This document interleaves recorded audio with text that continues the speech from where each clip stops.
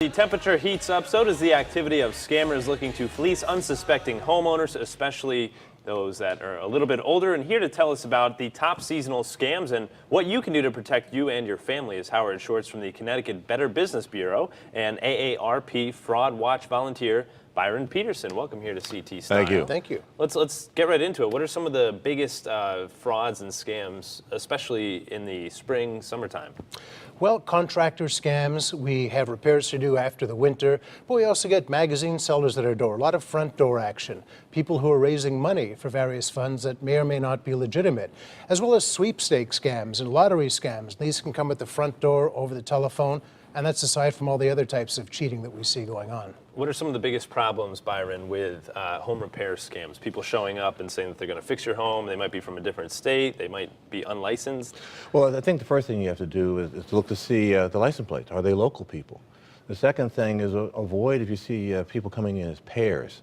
Sometimes they'll come in as pairs and they'll talk to you, and one is looking at the house while the other has your attention.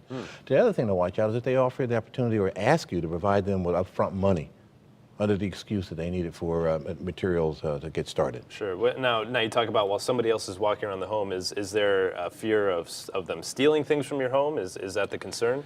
Well, several concerns are either stealing something from the home, casing your house, just getting an idea of who you are. So yeah, be careful. What are some of the precautionary measures that we can take to make sure that doesn't happen, Howard? Well, number one, I would say don't do your business at your front door. If you need a contractor, you need repairs done, find someone yourself. But it's also important for you to get 3 bids, and you're going to hear this a lot, and there are a number of reasons for doing it. You want to make sure that you're comparing apples to apples, that they're all talking about doing the same work, and that the prices should be just about the same. And if one is a lot more expensive than the others, you should know why.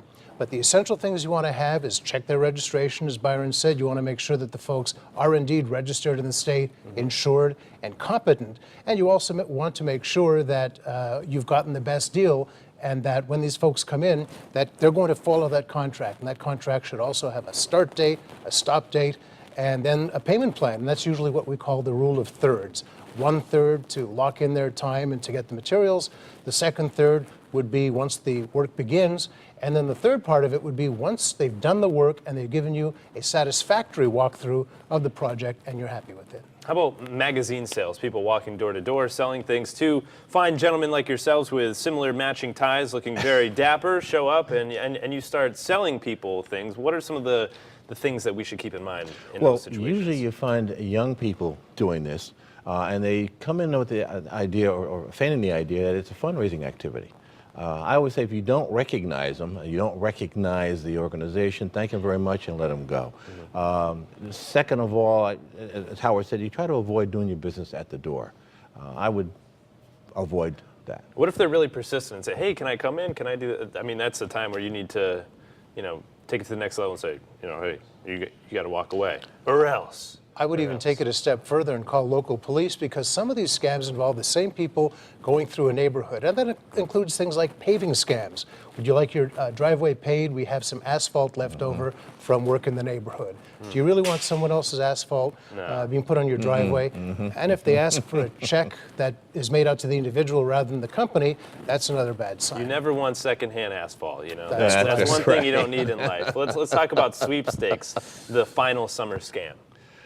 Well, again, you've got to be conscious of what's going on. I would avoid them. I always have a nice little story that I became a millionaire very quickly. I got a sweepstakes through email, and I said, oh, wonderful, until I had the logical side of me, otherwise known as my wife, who said, by the way, did you do this, this, this, and this?